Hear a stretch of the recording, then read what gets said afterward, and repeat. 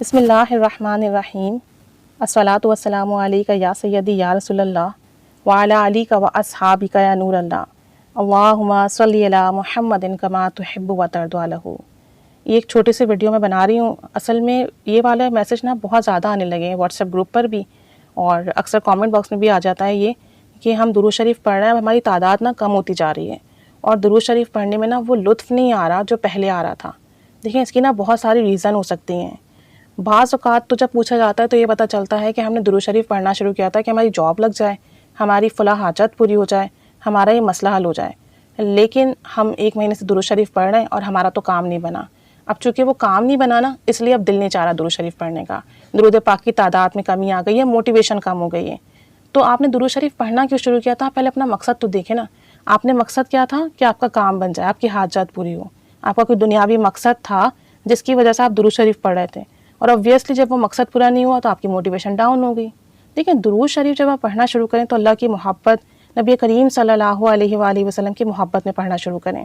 یہ سوچ کر پڑھنا شروع کریں کہ اللہ تعالیٰ نے قرآن پاک میں اس کا حکم دیا ہے اور میں اللہ کے حکم کی تعمیل کر رہا ہوں۔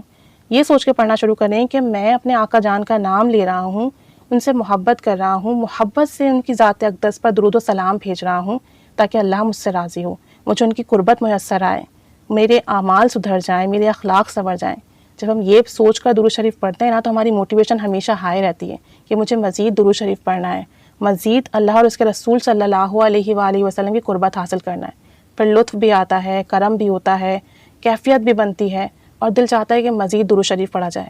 لیکن جب ہمارا مقصد ہی کوئی دنیاوی حاجت ہو اور جب وہ فلفل نہ ہو تو obviously موٹیویشن ڈاؤن ہوگی۔ پھر آپ کبھی کبھی یہ بھی دیکھا کریں کہ آپ نے دن بھر میں کیا اعمال کیے ہیں۔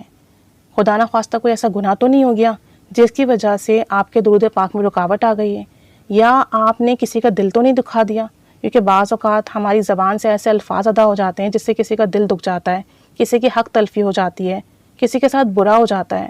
اس کی دل سے ہمارے لیے کچھ برا نکل جاتا ہے، اور پھر ہمارے درود پاک میں کمی آ جاتی ہے، کیونکہ اللہ عز و جل کے ہاں حقوق العباد بہت مقبول ہیں، اور جو بندہ لوگوں کی خدمت کرتا ہے، لوگوں کو خوش رکھتا ہے،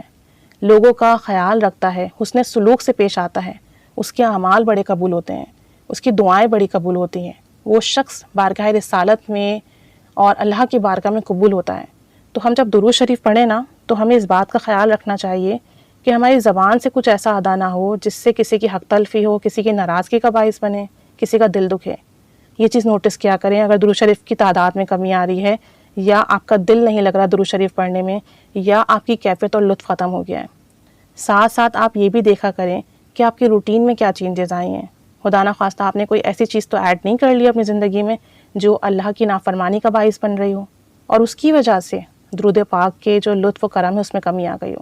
کیونکہ جب ہم کوئی نیک عمل کرتے ہیں نا اور اس کا ہمیں فیض مل رہا ہوتا ہے تو شیطان طریقے سے ہم پہ وار کرتا ہے کہ کسی بھی طریقے سے بس یہ بندہ یہ عمل چھوڑ دے۔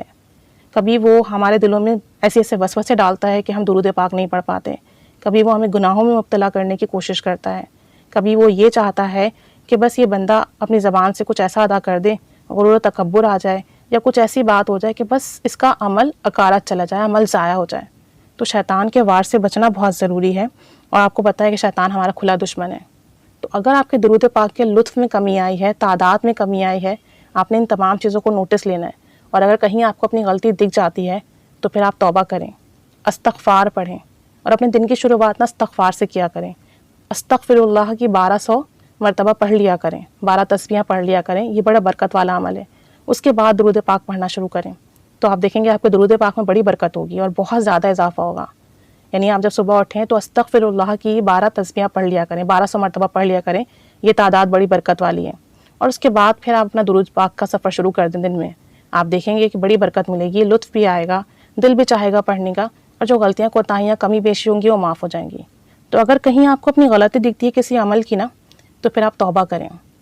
اللہ کی بارگاہ میں معافی مانگیں۔ اگر کسی بندے کی حق تلفی ہوئی ہے تو اس سے معافی مانگ لیں، اپنا دل صاف کروا لیں اس کی طرف سے کہ وہ آپ کو معاف کر دے۔ اسی طریقے سے اگر کوئی گناہ ہے، کوئی کوتاہی ہے، کوئی برا عمل ہے تو اسے چھوڑیں،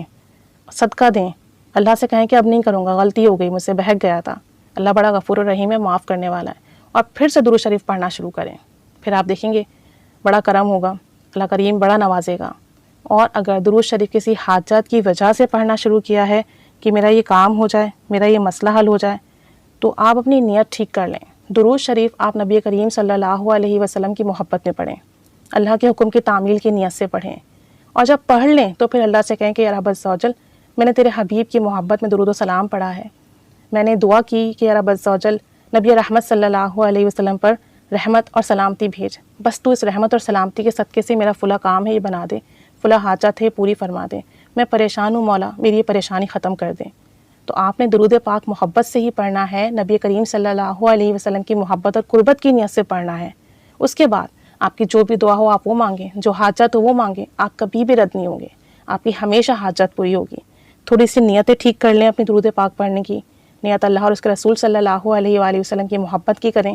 اور اس نیت کے بعد جو بھی حاجت ہے وہ مانگے، ضرور ملے گا۔ جیسے نماز اللہ کی عبادت ہے، ہم نماز پڑھنے کے بعد دعا تو اپنے لیے مانگتے ہیں نا، قرآن کریم اللہ تعالیٰ کا کلام ہے، وہ پڑھنے کے بعد دعا تو ہم اپنے لیے مانگتے ہیں نا، اس لیے نفل ہیں، روزے ہیں، ہم یہ تمام اعمال عبادت ہے ہماری، ہم کرتے ہیں، لیکن اس کے بعد جو دعائیں مانگتے ہیں وہ اپنے لیے کرتے ہیں۔ تو درود پاک بھی ایک عبادت ہے، نفلی عبادت ہے، مستحب عبادت ہے، اللہ کے ہاں محبوب ترین عبادت ہے، تو اسے محبت سے ادا کیجیے، اللہ اور اس کے رسول صلی اللہ علیہ وسلم کی محبت میں کیجیے، اور اس کے بعد پھر جو بھی دعا مانگنی ہو مانگے۔ انشاءاللہ تعالیٰ یہ جو لطف میں کمی آئی ہے، یہ جو کیفیت میں کمی آئی ہے، درود پاک کی تعداد میں کمی آئی ہے، جب آپ ان چیزوں پہ فوکس کریں گے نا اور انہیں ٹھیک کر لیں گے تو تعداد بھی بڑھے گی، کرم بھی ہوگا، کیفیت بھی بنے گی، لطف بھی آئے گا، اور درود پاک پڑھنے کا شوق مزید سے مزید تر ہوتا جائے گا۔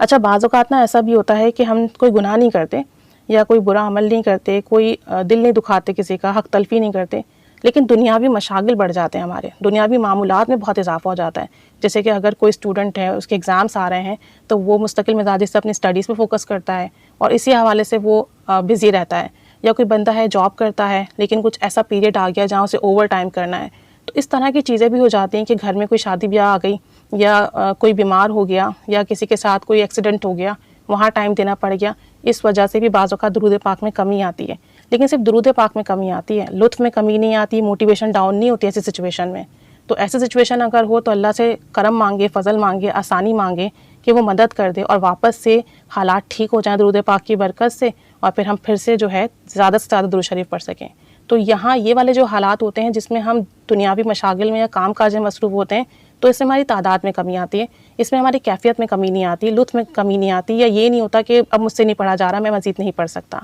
تو یہ چیزیں پلیز اپنی لائف میں نوٹس کریں۔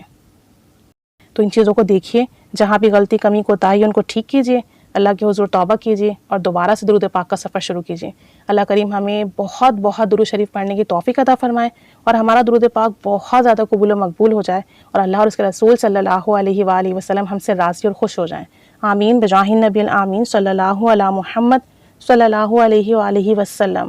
اللہم صلی علی محمد کما تحب و ترضی لہ۔